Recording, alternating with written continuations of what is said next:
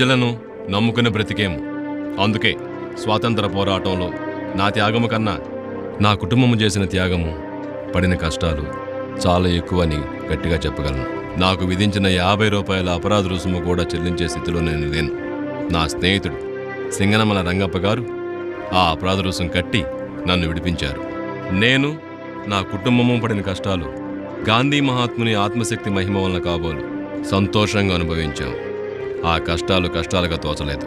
గాంధీ గారి బోధనలు అయిన నిష్కామ కర్మ, స్వార్థం లేకుండా ఉండడం, త్యాగము, సత్యమునే పలకడం, అహింస, వీటిపై నాకు పూర్తి విశ్వాసం ఉంది. వీటిని నా శక్తి కొద్దీ జీవితంలో అమలు జరపటకు ప్రయత్నం చేశాను. నా భార్యాబిడ్డలు కూడా అదే విధంగా నడుచుకునే విధంగా దారి చూపించాను. నన్ను మొదట వేలూరు జైలుకు తరలించారు.